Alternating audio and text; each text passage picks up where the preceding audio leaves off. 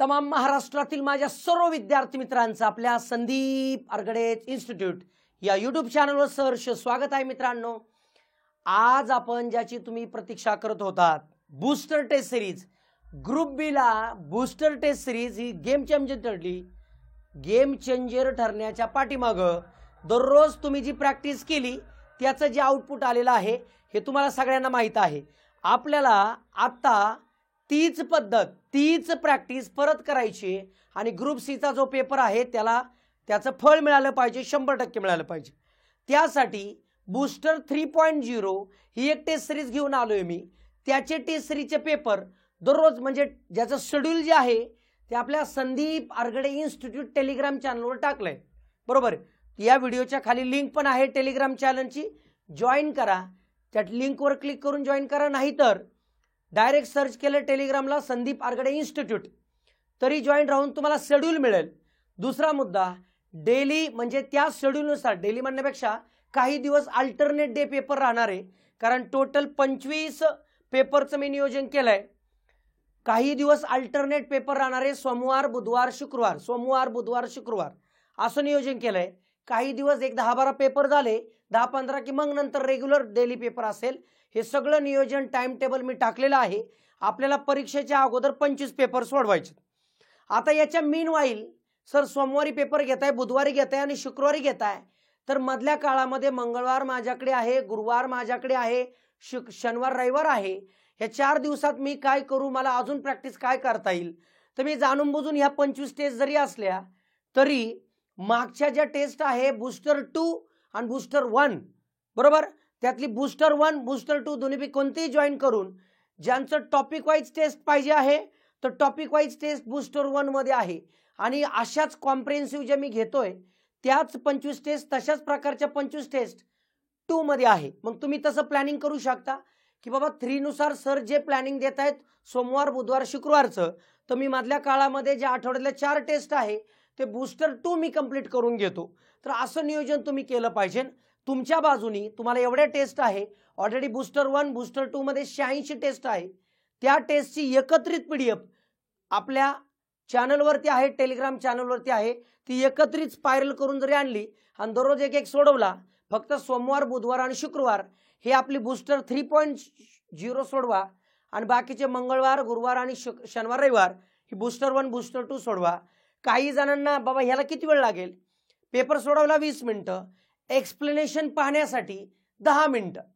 कारण 10 मिनिटं मी का म्हणतोय, व्हिडिओ हा खूप मोठा होईल, पण तुमचे जे प्रश्न चुकलेत, आता 20 प्रश्नापैकी समजा तुमचे 5-6 चुकले, तर ते जे 5-6 प्रश्न चुकले त्यांचंच एक्सप्लेनेशन पाहायचं। जे चुकले नाही, जे बरोबर आले, जे तुम्हाला सहज वाटतात त्याचं कशाला एक्सप्लेनेशन पाहायचं। म्हणून 20 मिनिटाचा पेपर, पुढे 10 मिनिटाचं 15 मिनिटाचं एक्सप्लेनेशन, असं 35 मिनिटाचा कार्यक्रम हा या टेस्ट सिरीजच्या माध्यमातून चालला पाहिजे। ज्यांचं तुमचं कच्चं आहे, गणित बुद्धिमत्ता 10च्या खाली ज्यांना पडलेत, लक्षात ठेवा ते एकदम थोडक्यात कच्चे विद्यार्थी आहेत। त्यांनी आशा जर 18-19 ठेवायचं म्हटलं तर तुम्हाला दररोज एका टॉपिकची प्रॅक्टिस करणं गरजेचं आहे। मग ते PYQ बुक असू द्या, PYQ बॅच असू द्या, नाहीतर कोणती तुम्ही जे काही केलंय त्याच्यातून दररोज एका टॉपिकची प्रॅक्टिस करा, दररोज एका टॉपिकची प्रॅक्टिस करा। आणि 35 मिनिटाचा दररोजचं शेड्यूल, 35 ते 40 मिनिटाचं शेड्यूल आपल्या टेस्टसाठी डेली देणं गरजेचं आहे। सध्याचा ग्रुप बी चा पॅटर्न पाहिला, ग्रुप बी ला ज्यांना चांगले मार्क आहेत, ज्यांचे 70च्या आसपास गेलेत, 60च्या वरती ज्यांचा स्कोर आहे, त्या सगळ्यांना गणित बुद्धिमत्तामध्ये चांगले मार्क आहेत। ग्रुप सी च्या बाबतीत जर तुम्हाला ती गोष्ट मिळवायची असेल तर 100% डेली गणित बुद्धिमत्ताची प्रॅक्टिस 2 तास करणं गरजेचं आहे। 100% 2 तास करायची, लक्षात ठेवायचं। कारण का आउटपुट देणारा विषय जर आपल्या हाती असेल आणि त्याच्यावर जर मार्क अचीव केले तरच आपल्याला स्कोर येणार आहे। त्यामुळे ग्रुप सी ला आपल्याला काहीही करून आपल्या विषयामध्ये किती जरी कसाही पेपर आला तरी 15च्या खाली पडले नाही पाहिजे। म्हणून मी याला टार्गेट 15+ एनी हाऊ नाव दिलेलं आहे। हे बूस्टर टेस्ट सिरीज याच्यावरतीच आकडे तुमच्या सगळ्यांचे जसे ग्रुप बी ला मी ऐकले तसेच ग्रुप सी ला पण ऐकले पाहिजेत। माझी कसोटी आहे की मी त्या फ्रेमिंगचे क्वेश्चन डेव्हलप करणार, ते तुमच्यापर्यंत देणार। कारण का मागचे 86 पेपर बूस्टर 1 आणि 2 मध्ये जे मी घेतले होते त्या आधारावरच आपला पेपर आला होता ग्रुप बी चा, सेम पेपर त्या टाईपचा। कारण माझी तीच जास्त प्रयत्न राहील, 100% अनालिसिस राहील, कारण ईच अँड एव्हरी क्वेश्चन मी माझा स्वतः काढतो, स्वतः एक्सप्लेनेशन करतो, त्याशिवाय तुमच्यापर्यंत पोहोचत नाही. त्यामुळे डेली त्याची PDF ज्या दिवशी शेड्यूल आहे त्या दिवशी टेलिग्राम चॅनल आपला जो Sandeep Argade institute Telegram channel आहे त्याच्यावरती PDF पडेल दररोज टायमिंग. जे पुण्यामध्ये विद्यार्थी मित्र आहेत, जे पुण्यामध्ये विद्यार्थी मित्र त्यांच्यासाठी विशेष महत्त्वाची सूचना, त्या विद्यार्थी मित्रांनी झेरॉक्ससाठी पैसे खर्च करू नये. दुसरा मुद्दा, आणि बाकीच्यांनी तर झेरॉक्स काढूनच सोडवायचे. पुण्यामध्ये जे विद्यार्थी मित्र आहेत त्यांनी झेरॉक्ससाठी वेगळा खर्च करायची गरज नाही. मागच्या ग्रुप बीच्या अगोदर बूस्टर 1 आणि 2 ला आपण डेली 500 विद्यार्थी मित्रांचं मी स्वतः माझ्या खर्चाने प्रिंट आउट आणायचो आणि पोरांना अकॅडमीवर सोडवायला लावायचो. काय होतं, एका वेळी 200 पोरं जेव्हा सोडवायला बसतात, मी जेव्हा स्टॉप वॉचला टायमिंग लावतो, तो जो फील असतो, तो एक्झामचा फील जो आहे त्याच्याने जास्त आउटपुट येतं. त्यामुळे कंटाळा करू नका. पुण्यात जर असाल, आपल्या सदाशिव पेठेत आसपास जर अभ्यास करत असाल आणि जर दुपारच्या काळामध्ये 2च्या आसपासच पेपर असेल, ज्यावेळेस खरं तर झोपेचा काळ आहे, त्या काळात जर तुम्ही अकॅडमीला येऊन, म्हणजे आता वेगवेगळे बॅचेस मी टाकेल, 2ला 1 आहे शेड्यूल, दुसरा आहे तर 2:45ला असेल, असं शेड्यूल सगळं टेलिग्रामला मिळेल. त्यावेळेस यायचं, पेपर तुम्हाला दिला जाईल, शेड्यूल लावला जाईल, पेपर सोडवायचा, जायचं. म्हणजे फार तर तुम्हाला अकॅडमीवरती 20-25 मिनिटं यावं लागेल. पण डेली आल्यामुळं पोरांच्या पुढं एक वेगळा फील राहतो, एक वेगळी काय म्हणतात त्याला एक्झामचा फील राहतो, आणि तो खूप गरजेचा आहे. म्हणून तुमचा खर्च मी करायला तयार आहे, पण तुम्ही फक्त करा. आणि जे माझे पुण्याबाहेरील जे विद्यार्थी मित्र आहेत त्यांनी स्वतःहून त्याची प्रिंट काढायची, कंटाळा करायचं नाही.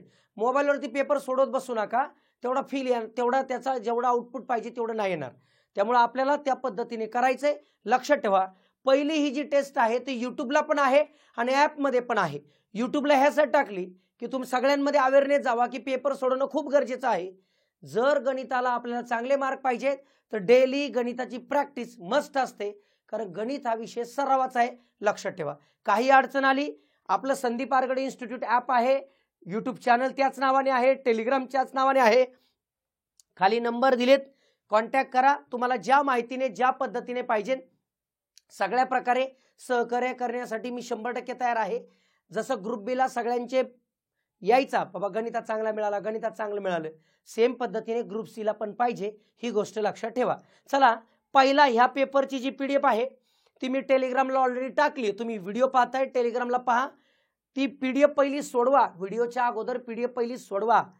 वेळ नोट डाऊन करा, किती बरोबर आले, किती चुकले, नोट डाऊन करा. जेव्हा तुम्ही या गोष्टी नोट डाऊन करत असताना तेव्हा तुम्हाला पुढच्या पेपरमध्ये मागच्या सुधारणा करायच्यात हे लक्षात येऊन जातं आणि त्या सुधारणा होतात. सध्या वेळ लागत असेल लागू द्या, नंतरच्या काळामध्ये 25 टेस्ट आहे, त्यामुळे काही काळजी नाही, सगळं होऊन जाईल. फक्त डेली करायचं, ही गोष्ट लक्षात ठेवा. बघा, पहिला प्रश्न मी घेतला होता टेस्ट नंबर 1 जो आहे ह्याची PDF मध्ये आपली बूस्टर टेस्ट सिरीज 3.0 टेस्ट क्रमांक 1 जी आहे त्यातला पहिलाच प्रश्न मी वहीवारीचा घेतला होता. वहीवारीच्या व्हरायटीचे क्वेश्चन आपण सगळे कव्हर करणार आहोत. 25 टेस्टमध्ये कुठं ना कुठं तुम्हाला वेगवेगळ्या व्हरायटीचे क्वेश्चन दिसतील. तर प्रश्न काय होता बघा, अजय आणि विजय वयाची सरासरी, ह्या दोघांच्या वयाची सरासरी 36 वर्ष आहे. ही सरासरी कधीची असणार, काही नाही दिलं म्हणजे आजची असणार.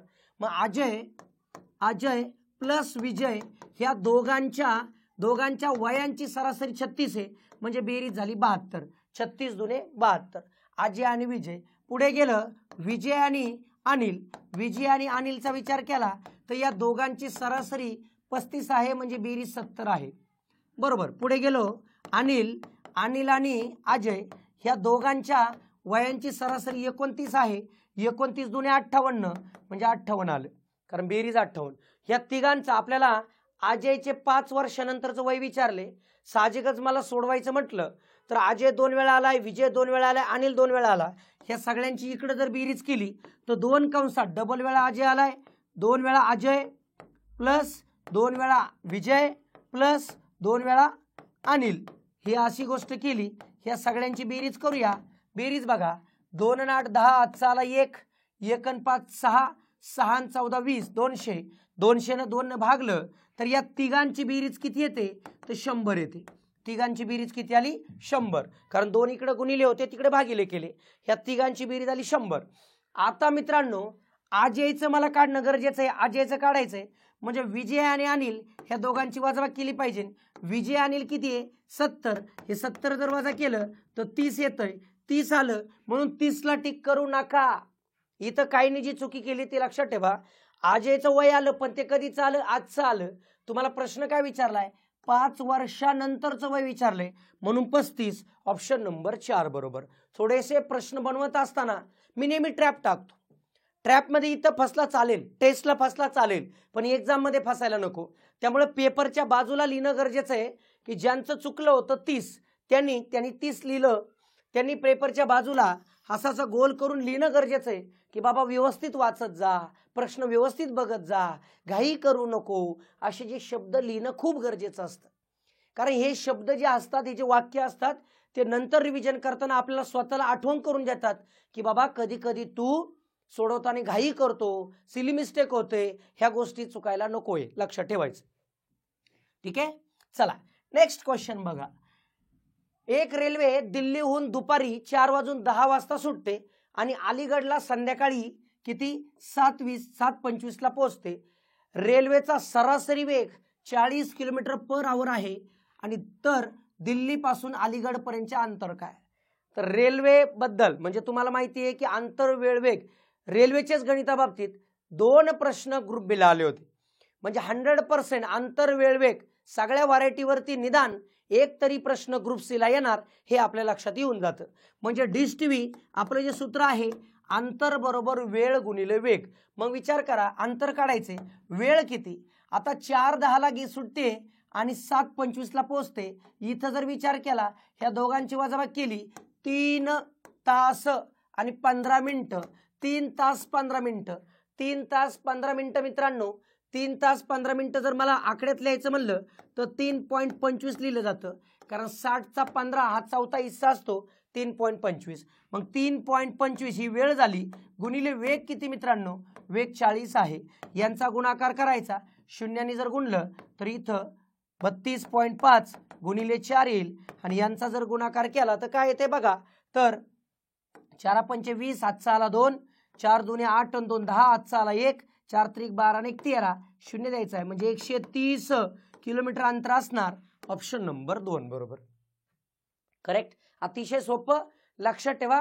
अंतर वेळ वेग ह्याच्या रिलेटेड कोणताही प्रश्न आला, ट्रेनची गणित असू द्या, चोर पोलीसचं गणित असू द्या, तुम्हाला लक्षात आलं पाहिजे अंतर बरोबर वेळ गुणिले वेग. डिश करो विश करो, डिश टीव्ही लक्षात ठेवून चालायचं. तिसरा प्रश्न बघा. सिटिंग अरेंजमेंटचा साधा सोपा प्रश्न घेतला होता मी. 5 जण एका रांगेत बसलेले आहेत. किती जण आहेत 5 एका रांगेत बसलेत.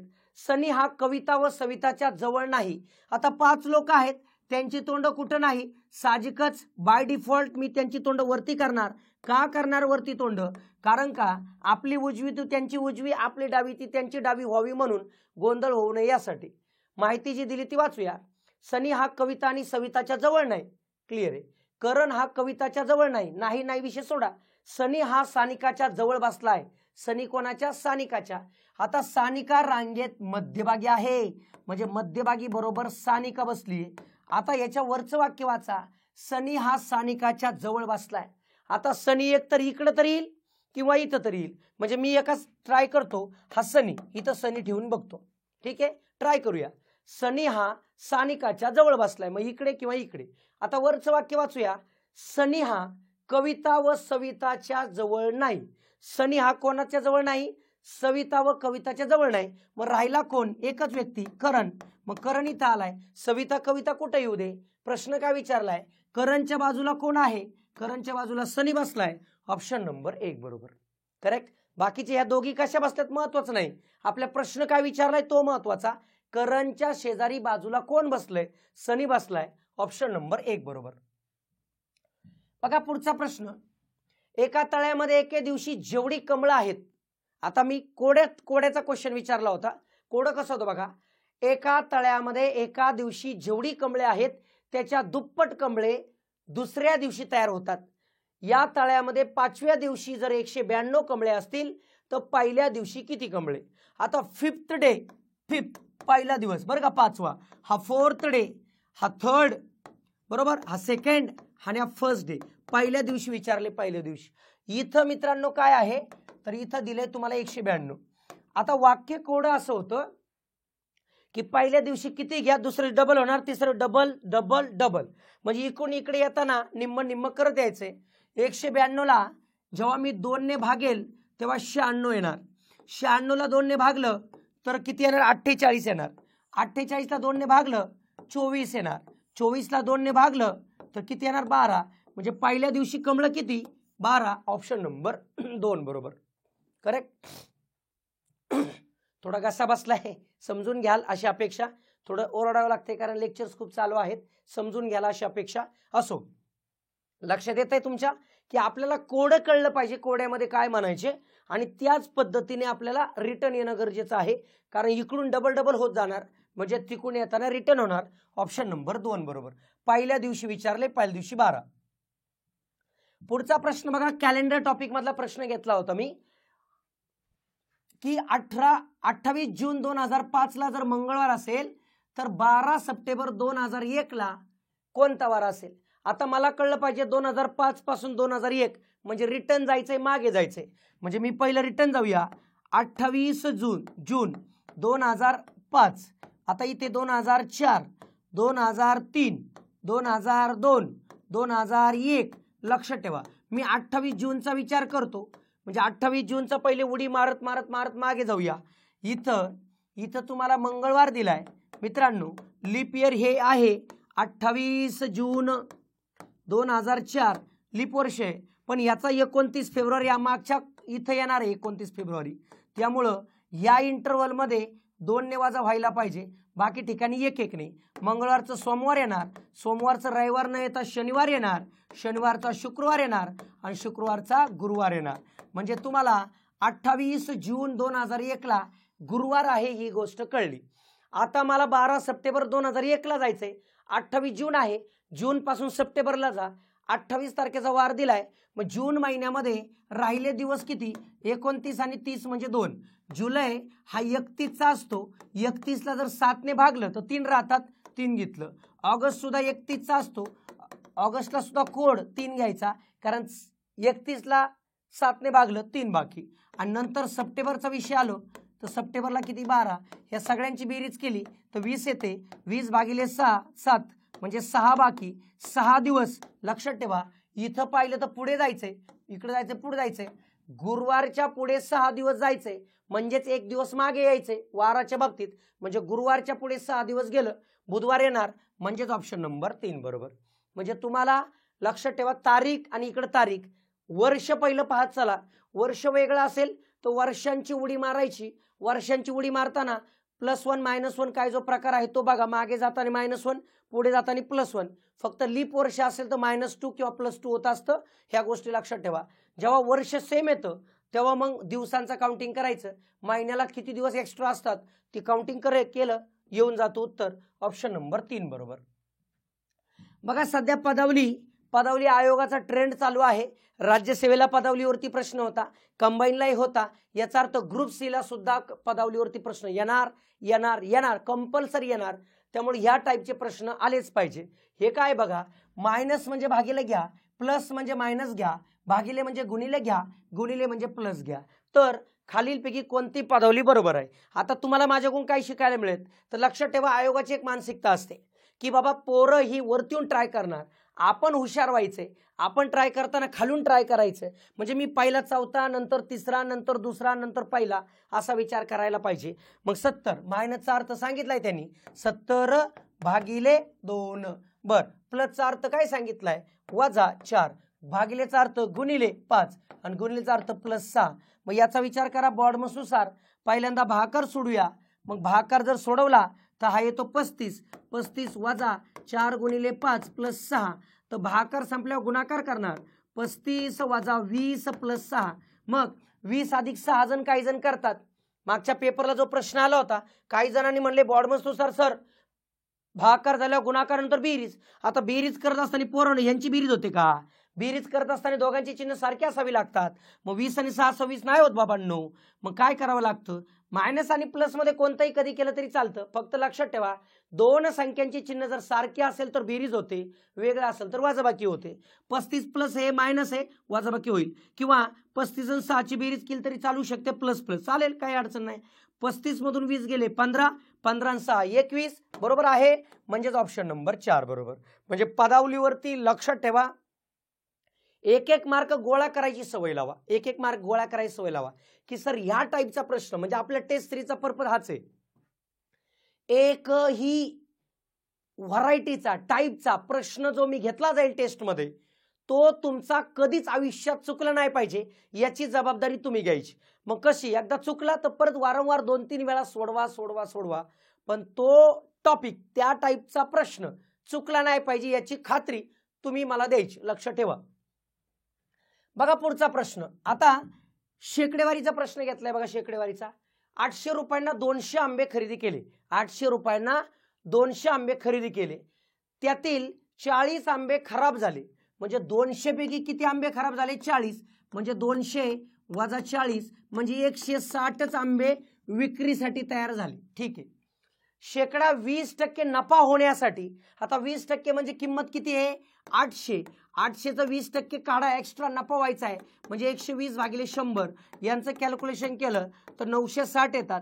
म्हणजे 820चं रूपांतर 960 होण्यासाठी उरलेले आंबे किती दराने विकले पाहिजेत. म्हणजे साहजिकच 160 आंबे 960 रुपयाला विकायचे, तर दर काय असेल 960 भागिले 160, 00 गेला 1696, म्हणजे 6 रुपये प्रति आंबा विकला गेला पाहिजे.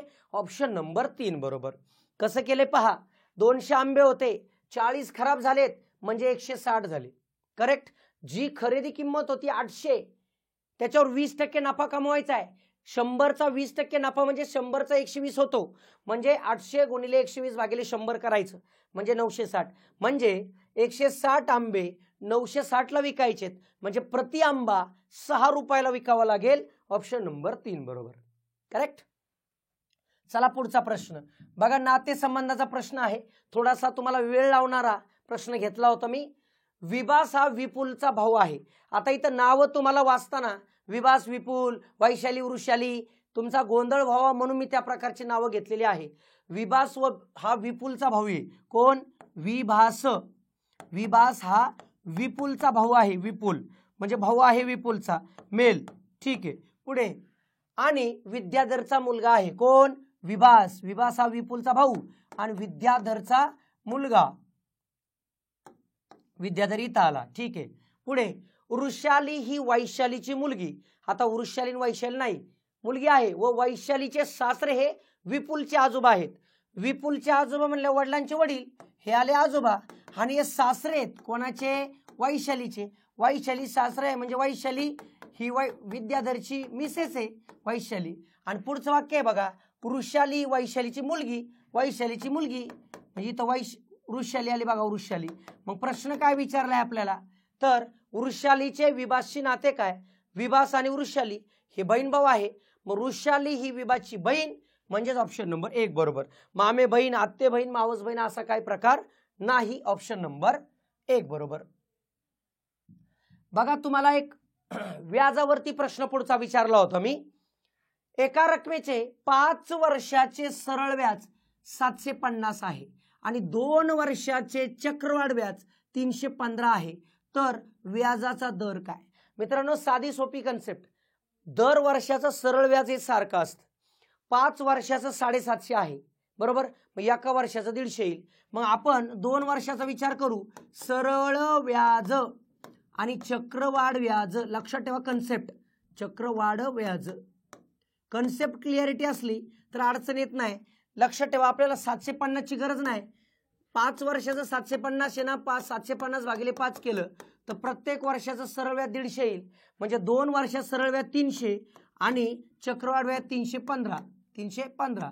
आता मित्रांनो लक्षात ठेवा, ह्या दोघांचं विभाजन पहिल्या वर्षी 150, दुसऱ्या वर्षी 150. सरळ व्याज आणि चक्रवाढ व्याज पहिल्या वर्षात नेहमी सेम असतं, म्हणजे इथं सुद्धा 150 येईल. मग उरलं किती? 165. मग मित्रांनो हे कळतं चक्रवाढ व्याज म्हणजे काय, हे 165 म्हणजेच काय असते 150 + 15 म्हणजेच का 150 + 15. तर तुम्हाला मुद्दलावरती जे व्याज येणार आहे, या मुद्दलावरती जे काय असेल ते तुम्हाला 150 येणारच आहे. पण जे काय एक्स्ट्रा वाढलंय ते व्याजावर व्याज वाढलंय. 150 चे 15 हे किती टक्के असते, हे 10% असते. लक्षात ठेवा किती टक्के, 10%. म्हणून व्याजाचा दर हा 10%. ऑप्शन नंबर 2 बरोबर. हे अशा पद्धतीने करायचं जाणून बुजून. हे 5 वर्षात देण्याचा पर्पज हाच होता की बाबा तुम्हाला 2 वर्षाचं किती हे 2 वर्षाचं किती कम्पेअर करा आणि सोडवा. या व्हरायटीचे प्रश्न आले तर अडचण आलीच नाही पाहिजे, हे लक्षात ठेवायचं. बघा पुढचा प्रश्न. एका टेबलाजवळ काही हॉकीपट्टू आणि काही क्रिकेटपट्टू, काही टेनिसपट्टू होते. म्हणजे तिघ आहेत. बर, हॉकीपट्टू आणि टेनिसपट्टूची एकूण संख्या, हॉकी प्लस टेनिस शॉर्टमध्ये जेवढं वापरता येईल तेवढं वापरायचं, H + T = 9. आणि क्रिकेट व टेनिसपट्टूची एकूण संख्या, क्रिकेट व टेनिसपट्टू यांची संख्या 10. क्रिकेटपट्टू आणि हॉकी आणि क्रिकेट यांची संख्या 11. ओके, मागच्याच गणितासारखा प्रकार आहे बघा. हे 30 यांची बेरीज केली 2 कंसात H + T + C, हे इकडे वजा केलं तर 15 येईल. हॉकीपट्टू प्लस टेनिसपट्टू प्लस क्रिकेटपट्टू बरोबर 15 आलं. आपल्याला कोण शोधायचंय तर टेबलाजवळ क्रिकेटपट्टूंची संख्या काय, क्रिकेटपट्टूंची काढायची म्हणजे HT, ह्या दोघांची बेरीज किती बघा 9. मग ही 9 वजा करा म्हणजेच उत्तर आलं 6, म्हणजेच ऑप्शन नंबर 4 बरोबर. करेक्ट. साधे सोपे. ग्रुप सी ला लय हाय लेवलचे प्रश्न येणार नाही. 25 टेस्टमध्ये सगळ्या व्हरायटीचे मी प्रश्न कव्हर करणार. त्याचबरोबर मागच्या बूस्टर 2 आणि बूस्टर 1 लक्षात ठेवायचं. बूस्टर ही रामबाण उपाय है, ध्यान में रखने का. बघा पुढचा प्रश्न, दिशाज्ञान चाचणी. हे तर आयोगाचा सगळ्यात आवडीचा टॉपिक आहे आणि कंपल्सरी विचारला जाणारा टॉपिक आहे. जयंत घरापासून 15 किलोमीटर उत्तरेला गेला. जयंत घरापासून 15 किलोमीटर उत्तरेला गेला. ठीक आहे. नंतर पश्चिमेला वळून 10 किलोमीटर गेला. पश्चिम म्हणजे डावीकडे. आता 15 एवढे म्हणल्यावर 10 एवढे घेऊया. पुढे डावीकडे वळून 5 किलोमीटर, डावीकडे म्हणजे खाली, हे 5 किलोमीटर आला बरोबर. नंतर त्याने डावीकडे म्हणजे इकडं किती गेला 10 किलोमीटर गेला. वरचंही 10 हे 10 इथं आलाय. तर काय प्रश्न आहे तर सध्या तो त्याच्या घराच्या म्हणजे इथं घर होतं, घराच्या इथं थांबलाय. म्हणजे कोणत्या दिशेला थांबलाय, उत्तरेला. ऑप्शन नंबर 3 बरोबर. बघा पुढचा प्रश्न. तुम्हाला अंकमालिकेमध्ये पुढची संख्या शोधायला सांगितलं होतं. लक्षात ठेवा, लॉजिक आयोगाला कोणते आवडतात तर जे PYQ बुकमध्ये, आपल्या PYQ बुकमध्ये किंवा PYQ प्रश्न जे आहे, PYQ प्रश्न त्याच्यामध्ये जवळपास 90च्या आसपास जे काय आतापर्यंत PYQचे प्रश्न आलेत त्याच्याच आधारात लॉजिक तुम्हाला परीक्षेला दिसेल. जे ग्रुप बीला जे आलं होतं ना अंकमालिकेचं लॉजिक, ते मागे कुठंतरी कोणत्या तरी परीक्षेला लॉजिक होतं. आकडे बदलू द्या, लॉजिक काय बदलत नाही. आयोगाचा पॅटर्न PYQवर आधारितच राहतो. हे तुम्ही एकदा मनावर बिंबवा. ज्याला कळेल ना बाबा PYQच्या आधारे, तर तुम्ही प्रॅक्टिस करताना मेन फोकस PYQ करा, PYQ करा, PYQ करा. कारण 2013 पासून आज तक 2025 पर्यंत मित्रांनो कितीतरी MPSCने परीक्षा घेतल्यात. मेन्स असतील, पूर्व असतील, सगळ्या पदासाठी वेगवेगळ्या मधल्या काळात होत्या. त्यामुळे खूप सारे पेपरचे प्रश्न आहेत. तुम्हाला PYQ तुमच्याकडे असेल तर बेस्ट, नसेल तर आपलं पुस्तक तुम्हाला PYQचं मिळून जाईल. कुठेही दुकानात विचारा, तुमच्या जिल्ह्यामध्ये कुठेही कोणत्याही दुकानात पुस्तक मिळेल. नाही मिळलं तर आपल्या ॲपमध्ये तुम्हाला संदीप आरगडे इन्स्टिट्यूट ॲपवरती बाय बुक्समध्ये पुस्तकं मिळून जातील. बिंदास सोडवायची, लक्षात ठेवायचं. कारण PYQ बुक हेच बायबल हे, लक्षात ठेवायचं. तर लॉजिक असं आहे, आकडा कमी कमी होतो. मग पहिलं लॉजिक बघा, डिफरन्सचा विचार केला तर इथं डिफरन्स या दोघांची वजाबाकी जर केली तर ती वजा 64 म्हणजे 64 होतंय. इथं 49 होतंय. इथं विचार करा 36 कमी होतंय.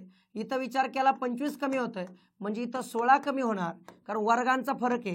यांची जर वजाबाकी केली तर येते 53. ऑप्शन नंबर 2 बरोबर. म्हणजे डिफरन्स हा वर्गांचा आहे. हे आयोगाचा पॅटर्न आहे.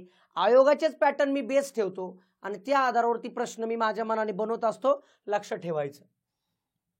बघा पुढचा प्रश्न मित्रांनो. 8 ते 9 या वाजण्याच्या दरम्यान किती वाजता तास काटा व मिनिट काटा यांच्या हे एकमेकांच्या विरुद्ध दिशेला असेल. मित्रांनो लक्षात ठेवा, विरुद्ध दिशेला मध्ये 180 अंशाचा कोन, 60/11 लिहायचं. गुणिले तुम्ही जर पाहिलं तर घड्याळामध्ये ज्या वेळेस सरळ दिशेत येईल तेव्हा 6 लक्ष ठेवायचा 180 डिग्रीसाठी. म्हणजे 6 वाजल्यापासून 8 वाजेपर्यंत जेवढे तास होतात तेवढे तास लिहायचे फक्त बस. 6 ते 8, 7 आणि 8 2 तास. यांचा गुणाकार करा 120. 120 भागिले 10 म्हणजे 120 भागिले 11. 11 10 110 आणि वरती राहिले 10/11 मिनिटे. मग हे किती वाजून असतील रे? तर 8 वाजून. 8 वाजून 10 10 11 म्हणजेच ऑप्शन नंबर 1 बरोबर. करेक्ट. हे लक्षात ठेवा. हा पॅटर्न फिक्स आहे. इथं फक्त आकडा चेंज होत राहणार आहे. 6 वाजल्यापासून पहिल्या आकड्यापर्यंत होणारे तास मोजायचे आणि ते ठेवायचे. लक्षात ठेवा. पुढचं बघा. सूत्रावर आधारित गणित सोपं घेतलं होतं. तुम्हाला एक गोष्ट लक्षात आली पाहिजे. a cube minus B cube, a cube minus B cube हे जर असेल तर काय फॉर्म्युला आहे? तर याचा अर्थ a मायनस बी पहिल्या कंसामध्ये, दुसऱ्या कंसामध्ये a square plus A B plus B square हा फॉर्म्युला आहे. लक्षात ठेवायचं. मग इथं जर विचार केला, ह्या फॉर्म्युलाचा जर विचार केला, साईडला प्रश्नाच्या बाजूला लिहित चला. मग इथं जर विचार केला, इथं काय होईल वरती? तर वरती असा प्रकार येईल बघा. वरती तर पहिल्या कंसामध्ये 0.67 मायनस 0.001 आणि दुसऱ्या कंसामध्ये 0.67चा वर्ग येईल प्लस ह्या दोघांचा गुणाकार. ए बी म्हणजे गुणाकार केला तर हा आकडा येतो. लक्षात ठेवा. कारण याचा 67 एके 67 पण 3 पॉईंट आणि 2 पॉईंट म्हणजे 5 पॉईंट. ओके. हे आलेलंच आहे 0.00067 आणि दुसरा आहे तो काय आहे बघा प्लस 0.001 चा वर्ग. आणि खाली जर पाहिलं तर हाच कंस इथं दिसतो. मग हे जाते. लक्षात ठेवा. मग यांची वजाबाकी होईल. वजाबाकी मित्रांनो बऱ्याच जणांना येत नाही बेसिक. ह्याच्या पुढे काही नाही म्हणजे 0 असतो. 0.001 670 मधून एक गेला 0.669 म्हणजेच ऑप्शन नंबर 3 बरोबर. लक्षात ठेवा. बेसिक पण पक्क पाहिजे. आपण कुठे कमी पडतो तिथं आपण काम केलं पाहिजे.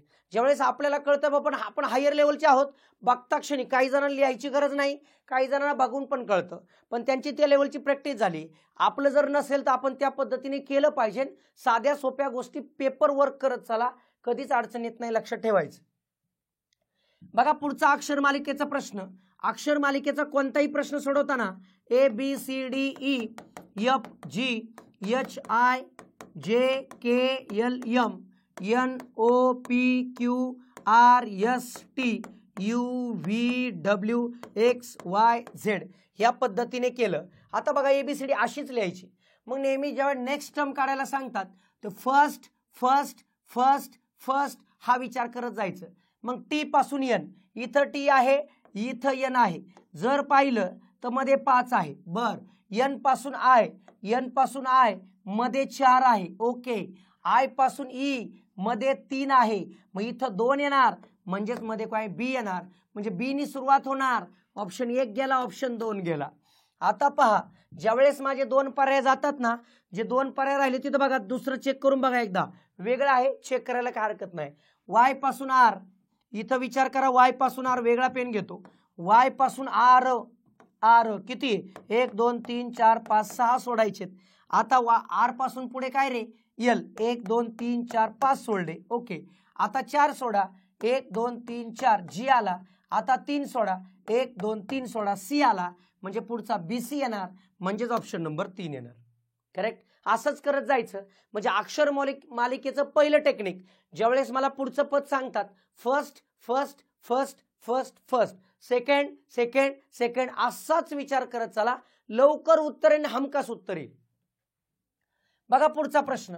100 विद्यार्थी असणाऱ्या एका वर्गात विद्यार्थ्यांचे सरासरी गुण 68 आहे.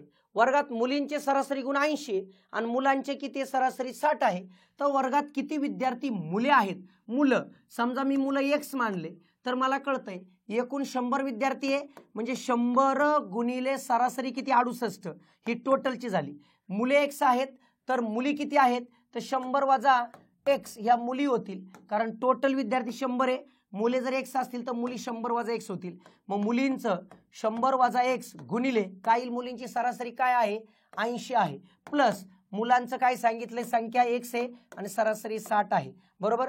हे झालं मुलींचं एकूण गुण, हे झालं मुलांचं एकूण गुण. दोघांची बेरीज केली वर्गाच्या सगळ्यांचं गुण. यांचा विचार गुणाकार केला 6800, यांचा गुणाकार करा 8000 मायनस 80x प्लस 60x बरोबर. इथं विचार करा 6800 बरोबर 8000 मायनस हे किती आलं 20x यांची वजाबाकी हे इकडे घ्या हे इकडे घ्या 20x बरोबर 1200 म्हणजेच x बरोबर किती येईल तर 0 0 गेला 60 म्हणजे वर्गात मुलांची संख्या 60 ऑप्शन नंबर 2 बरोबर करेक्ट. हे अशा टाईपचा अशा पॅटर्नचा जर प्रश्न आला तर तुमचा कधी चुकला नाही पाहिजे. लक्षात ठेवा मागच्या ग्रुप बीला जो प्रश्न आला होता की रेल्वेमध्ये एवढे ह्या स्टॉपवर एवढे बसतात एवढे उतरतात एवढे चढतात त्या सेम टाईपचा प्रश्न मी मागे घेतला होता. सेम म्हणजे कधी कधी काय होतं की हा व्हरायटीचा आकडे न बदलता प्रश्न जेव्हा डोळ्याखालून जातो किंवा आकडे जरी बदलले तर प्रश्न डोळ्याखालून जेव्हा जातो तेव्हा तुम्हाला परीक्षेत तो दिसला तर सोडवायला लगेच क्लिक होत असतं कारण कधीतरी डोळ्याखालून गेलाय कधीतरी हाताखालून गेलाय. त्यामुळे हाताखालून डोळ्याखालून गेलं की चुकत नाही मित्रांनो. त्यामुळं ज्या व्हरायटीचा तुम्ही एकच टार्गेट तुमचं एकच टार्गेट असणार की सर तुम्ही 20 प्रश्नामध्ये पहिल्या टेस्टमध्ये दुसऱ्या टेस्टमध्ये तिसऱ्या 25 सगळ्या ज्या टेस्ट आहेत ह्याच्यामध्ये जे काही प्रश्न ज्या टाईपचे घेतले ते मी कधीच चुकवणार नाही एवढं फक्त तुम्ही तुमच्या बाजूने खात्री घ्यायची बस. बाकी जबाबदारी माझी सगळी. चला पुढचा प्रश्न. आता थोडासा परम्युटेशनचा प्रश्न घेतला होता मी. परम्युटेशन कॉम्बिनेशनचा हा कॉम्बिनेशनचा प्रश्न आहे. 4 पुरुष आणि 5 महिला आहेत त्यांच्यामधून 5 लोक निवडायचे. किती पुरुष पाहिजे 2 पुरुष आणि 3 महिला. लक्षात ठेवा पुरुष किती 4 त्यातून 2 घ्यायचे म्हणजे 4C2 आणि म्हटलं की गुणिले प्रकार असतो. लक्षात ठेवा कॉम्बिनेशन मध्ये आणि म्हटलं की गुणिले 5 महिलांमधून 3 महिला घ्यायच्यात. ओके मग हे सोडवायचं कसं तर लक्षात ठेवा 4C2 हे सोडवतात कसं तर 4 पासून उतरत्या 2 संख्या लिहा 4 गुणिले 3 आणि खाली 2 पासून 1 पर्यंत लिहायचं मध्ये गुणिले. तसंच आता कन्सेप्ट तीच 5 पासून उतरत्या 3 संख्या लिहा 5 गुणिले 4 गुणिले 3 आणि खाली 3 पासून उतरता 1 3 2 1. मग यांचं कॅल्क्युलेशन जर केलं तर 3 ला 3 गेलं बरोबर. बे के बे बे दुने 4 बे के बे बे दुने 4 म्हणजे 2 त्रिक 6 गुणिले 5 दुने 10 10 गुणिले 6 म्हणजे 60 60 वेळा मी निवड करू शकतो. 60 प्रकारे मी काय करू शकतो प्रकारे मांडणी करू शकतो. हे लक्षात ठेवता येते बरोबर. समिती किती प्रकारे तयार करता येते तर 60 प्रकारे तयार करता येते ही गोष्ट लक्षात ठेवा. इथं आणि म्हटलं की गुणिले लक्षात ठेवा साईडला त्याच्या बाजूला लिहा आणि म्हटलं की गुणिले लक्षात ठेवायचं आणि किंवा जर म्हटलं कॉम्बिनेशन आणि परम्युटेशन मध्ये तर प्लस डोळ्यासमोर ठेवायचं. इथं थोडासा हा ज्यांचा अभ्यास आहे त्यांचाच पार्ट असतो बाकीच्यांना जनरली आणि म्हटलं की प्लस वाटत असतं. लक्षात ठेवा इथं ही गोष्ट कळली पाहिजे. पुढचा प्रश्न पहा. काळकामचा सोपा प्रश्न घेतला होता जसा ग्रुप बी ला पाहिलं तुम्ही शेवटी जरा सोपे प्रश्न होते. मी नेहमी स्ट्रॅटेजी हीच वापरणार पेपर सेट करत असताना शेवटी जरा सोपे प्रश्न ठेवणार मी. मध्ये एक 7-8 प्रश्नाच्या बाबतीत जरा मोठे मोठे टाकणार येणाऱ्या काळात तुम्हाला ती सगळ्या मानसिकतेतून जाणं गरजेचं आहे कारण आयोगाचे विचार मला कळतात. आयोगाला काय पाहिजे मला कळलं मी समजून घेणार मग माझ्या विद्यार्थी मित्रांना सांगणार. विद्यार्थी मित्रांनी मी काय सांगितलं ते फक्त पचवायचं. आयोगाचं नाही ऑटोमॅटिक तुमचं जुळणार काहीच काळजी नाही. मग अमित सुमित 4 दिवसात एक मैदान नांगरून काढू शकतात दोघे मिळून ना. सुमित एकटा 6 दिवसात तर अमित एकटा म्हणलं ना एकटा. सिंपल गोष्ट लक्षात ठेवा XY minus XY upon X minus Y हे फॉर्म्युला लक्षात ठेवायचं. एकटा असेल तर दोघे मिळून म्हणलं की मध्ये प्लस वापरत असतो. अशा प्रकारच्या प्रश्नांचे खूप सारे शॉर्ट व्हिडिओ मी युट्यूबवरती बनवलेत इंस्टाग्रामवरती बनवलेत 1-1 मिनिटाचे 30-30 सेकंदाचे आहेत. हेच आयडी आहे माझा इंस्टाचा पण आणि युट्यूबचा पण संदीप आरगडे इन्स्टिट्यूट. लक्षात ठेवायचं कुठे ज्यावेळेस तुम्ही जेवण करताय कुठे बसत स्क्रोल करत राहा. बाकीच्या रील्स बघण्यापेक्षा ह्या उपयोगाच्या रील्स बघत बसा उपयोगाला येतील तुम्हाला.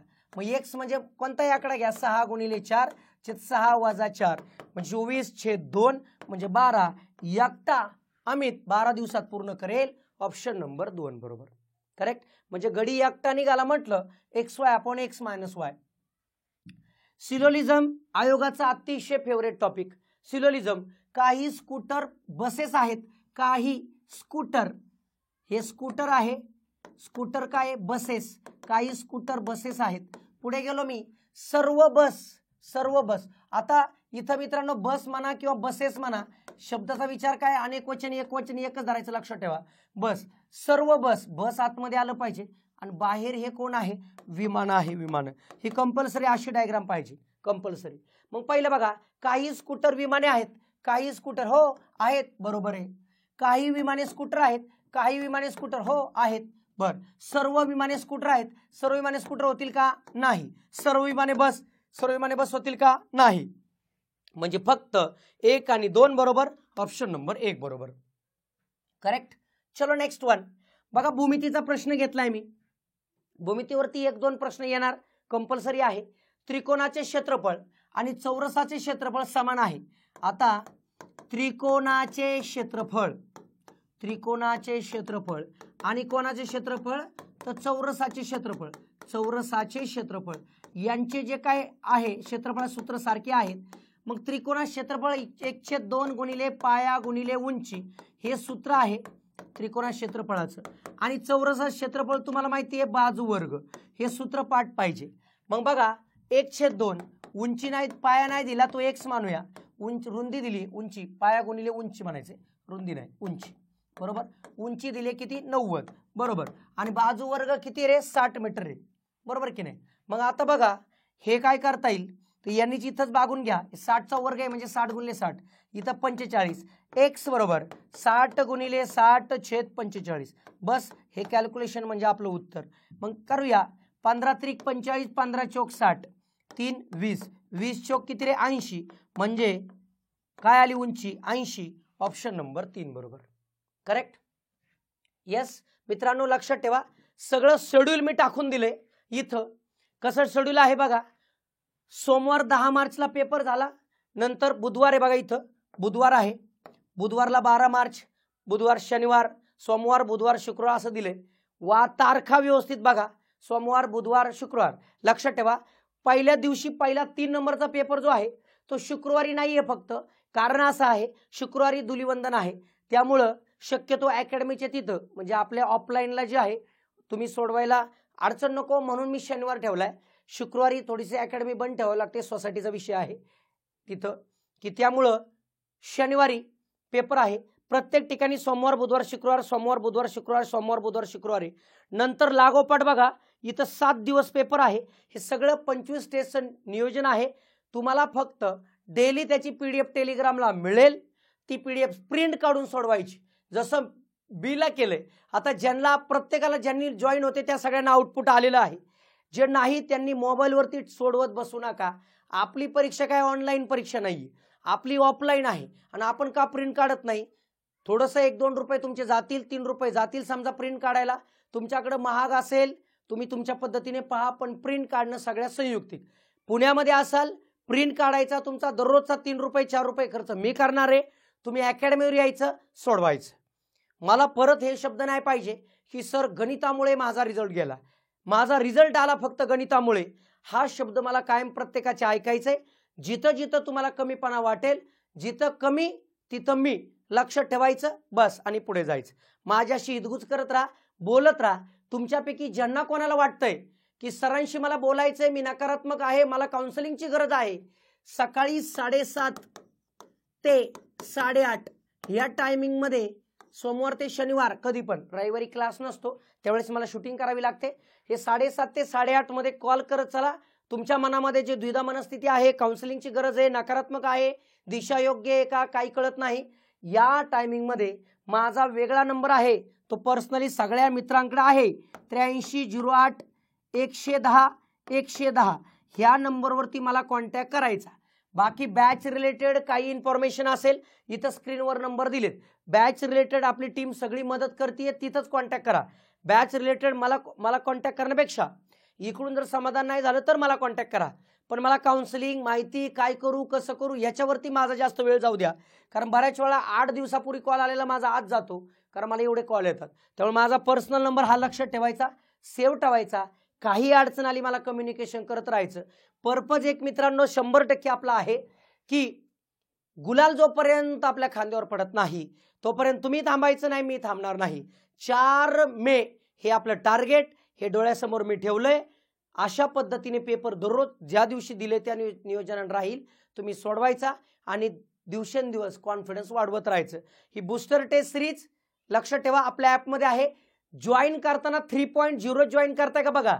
सगळ्यांची फी सारखी आहे. एकची पण 110 आहे, दोनची पण 110 आहे आणि तिसऱ्याची पण 110च आहे. बरोबर की नाही. काही गोष्टी जे आहेत ते थोडक्यात ॲपचा मेंटेनन्स चार्ज आहे, आपल्या बाजून नाही. माझं शिक्षण तर तुमच्यासाठी तुम्हाला माहिती 110 मध्ये एवढ्या टेस्ट कोण द्यायला लागलाय. माझा विचार नका करू तुम्ही. माझ्याकडं तुमच्या सगळ्यांच्या कृपेने खूप छान चाललंय माझं, काहीच अडचण नाही. 110चं उगीत 300 द्या आणि 500 द्या असं काही नाही. टायपिंगचा याचा त्याचा खर्च माझा त्यातून भागतोय, काही अडचण नाही. तुम्ही करत राहा, फक्त सोडवत राहा. भेटूया पुढच्या टेस्टमध्ये. पहिल्या 2-3 टेस्ट जे आहे ते मी यूट्यूबवर पण टाकेल, पण बाकीच्या टेस्ट तुम्हाला यूट्यूबवर नाही मिळणार. परत सांगतो, त्या तुम्हाला ॲपवरती मिळेल, कारण यूट्यूबवरती सगळं कंटेंट टाकता येत नाही, काही मर्यादा आहेत, लक्षात ठेवा. ज्यांनी जॉईन केलेत त्यांनी 110 पेड केलेत. उगीच मग सर मग सगळं यूट्यूबला टाकणार होते. काही पोरं काय व्यवस्थित नाही बोलत माझ्याशी किंवा आपल्या सगळ्या टीम बरोबर की आमच्याकडून 110 घेतले, सगळं जर फ्री टाकायचं होतं तर आमच्याकडून कशाला 110 घेतले. थोडं समजून घ्या. थोड्या 3च टेस्ट तुम्हाला यूट्यूबवर असतील, बाकी टेस्ट आपल्याला टेस्टचे पेपर तर काय टेलिग्रामला मिळतील, पण एक्सप्लेनेशन आपल्या ॲपमध्ये बूस्टर टेस्ट सिरीज 3.0. लक्षात ठेवायचं, कनेक्टेड राहायचं, काही अडचण आल्यावर कॉन्टॅक्ट करायचं. भेटूया पुढच्या टेस्टमध्ये. धन्यवाद.